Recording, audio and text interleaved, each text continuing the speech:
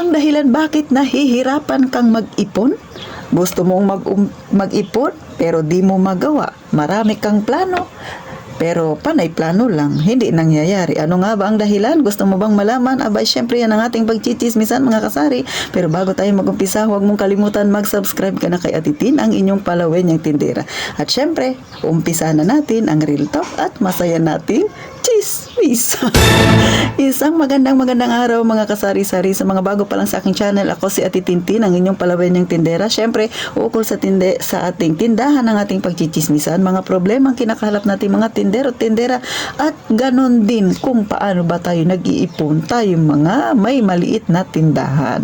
O mga kasari, kung gusto mo ang ganitong topic, abay dito ka na makipagchismisan kay Ati Tintin. Pero syempre, huwag mo rin kalimutan mag-subscribe sa akin mga kasari. Eto yung mga habit nating mga tindero-tinderang gustong makapag-ipon pero bakit hindi natin magawa? Number 1 dyan, ningas kugon. Isa ka ba sa may ganitong ugali? Sige ka lang kaplano na mag-ipon ka na pero hindi mo magawa. Nag-umpisa ka nang makapag-ipon, 1, 2 linggo, nakapag-ipon ka na ng paunti-unti. Ay bakit ba dinukot mo na naman yung naipon mo? Noong 2024 December, nangako ka sa sarili mo na Atitin, mag-iipon ako ngayon 2025 pagpasok. Abay, September 2025 na ngayon. Yan bang ipinangako mo, natupad ba? Mayroon ka nga bang babasaging alkansya ngayong Disyembre? O anong nangyari? Kumusta yung mga nag-ipon noong umpisang January hanggang ngayon? May ipon ba? O plano lang talaga kasari? Yan yung tinatawag nating ningas kugon. Nag-umpisang nag-ipon January lang, February, pagka March, hindi na natupad. Ay, binuksan niya na. O, ngayon, nagsisisi na siya. Sana pala, hindi ko na binuksan kasi September na ngayon. Mga kasari, no? Sa totoo lang, mahirap talagang mag-ipon, no? Ay, hindi ako magpaano sa inyo, magpa-plastic. Kahit ako naman din, nung nag-umpisa, nahihirapang mag-ipon. Pero, mga kasari, kapag kasi yung sarili mo ay ikaw mismo yung sumisira sa pangako mo, wag ka na lang mag-ipon. Kasi nga, pangako ka sa sarili mo, tapos hindi mo naman tinupad, wag ka na lang mag-ipon. Pero sa totoo lang, isa yan sa mga ugali natin na talagang, hindi ko ba alam kung inborn na ba yan sa atin, yung ningas kugo na yan mga kasari. Pero ikaw mismo sa sarili mo, ikaw ang makakapagpahinto niyan sa sarili mo. Ano ba talaga ang plano mo mga kasari? Kaya sa lahat ng may ugaling ningas kugon, kabilang dyan sa titintin, ay syempre mag-isip ng maigi. Ano ba yung magandang plano para talaga tuluyan na nating maalis yan, no? Number 2, kaya hindi tayo nakakapag-ipon, syempre, mga kasari, kulang tayo sa disiplina. 'Di ba? Yung iba talaga matindi yung kanilang disiplina sa sarili, no? Number 1 na diyan yung mga nagji-gym, 'di ba? Talagang matindi yung disiplina nila para mapanatili yung katawan nila. Tayo naman, ano ang disiplina natin sa pag-iipon? Sa umpisa lang, January, February, March, nag-ipon. Pagdating ng April, so on and so on. Hanggang ngayon, wala nang ipon. Binuksan na si alkansya. So, number 2 talaga yung disiplina. Yung kagustuhan natin na ma-break yung ating isipin na gusto natin talaga makapag-ipon mga kasari, no?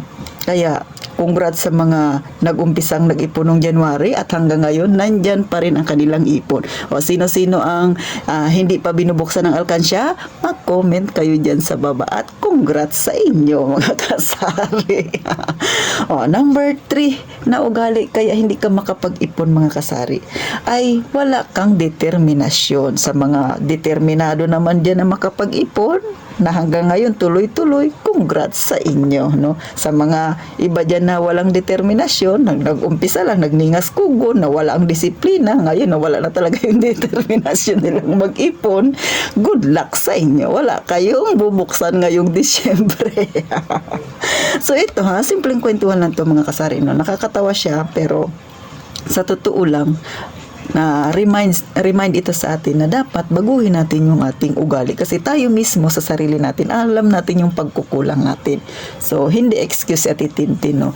Kung may mga luho kayo na gusto ninyo para sa sarili ninyo, hindi naman masama kasi ako meron din akong luho, pero dapat kasama doon ang magkaroon tayo ng luho, yung pag-iipon, no, mga kasari. Kung may luho ka para sa sarili mo na gusto mong bumili ng alahas, damit at kung ano-ano pa, dapat meron ka ring luho na mag-ipon, no, mga kasari. So, kahit pa konti-konti, hindi naman mahalaga na marami kang ipunin. Ang mahalaga para maging ugali mo siya. Para sa, kumbaga, i-exercise mo yung sarili mo. Para syempre masanay ka. O, pag nasanay ka, tuloy-tuloy na yan. Sa umpisa lang naman mahirap, mga kasari, no? Yung sinasabi natin disiplina, sa umpisa lang yan. Yung determinasyon, sa umpisa lang yan mahirap panindigan. Pero pag nasanay na kayo, lagi nyong ine-exercise yan sa sarili ninyo, tuloy-tuloy na yan. At kayo rin mismo magsasabi sa sarili ninyo, tama pala si Titintin, kailangan ko lang konting baguhin ang ganitong ugali na meron tayo. So, nasa sa inyo yan, mga kasari. Ito ha, sinishare ko lang sa inyo. Hindi dahil sa, para sabihin na si Ate Tintin, kayang-kaya ko yun, no, na isabihin talaga na ako, ganito ako katatag. Pag sinabi kong disiplinado ako, pag sinabi kong determinado ako, kayang-kaya ko, hindi. Pinagdaanan ko rin yan, mga kasari. Matagal ko ring in-exercise yung sarili ko para masanay ako, matuto akong mag-ipon. Taon din ang inabot. Kasi kagaya ninyo, nahirapan din akong mag-ipon. Pero kailangan kong gawin. Yung mindset na nagtulak sa akin na kailangan kong mag-ipon, mga kasari, is yung taon-taon na kinakaharap kong problema. Yun yung mag-renew ng permit sa akin tindahan. So, kailangan may ipon talaga ako. Kasi maliit lang ang tindahan ko, pero sa dami ng bayarin natin sa City Hall, sa dami ng bayarin natin sa government, no? Maliit man o malaki ang iyong tindahan, talagang haharap ka, lalo na kung mayroong permit ang iyong tindahan. So, dapat talaga matinding disiplina. At yun yung nagtulak din sa akin. Kaya, syempre, tayo may mga luho-luho din tayo para mabili rin natin yun na hindi natin nakukompromise yung ating ipon. Dapat matuto tayong magbalanse.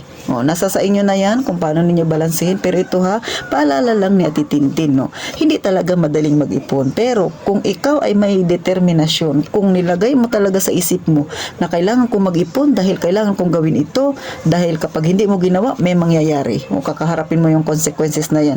So, kung kaya mong harapin, katulad sa akin, na mga kasari, kung babaliwalain ko ang pag-iipon, kakaharapin ko ang malaking problema. Bakit? Syempre, paano pag nag-renew ako, wala akong pera. So, hindi naman pwede na magsanla tayo ng alahas. So, saan mo kukunin yun? So, kailangan mo talagang mag-ipon.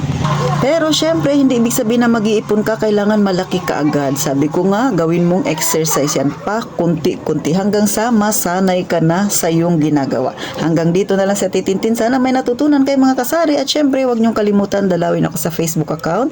I-type niyo lang Ate Tin. Magngitian tayo doon, mga kasari.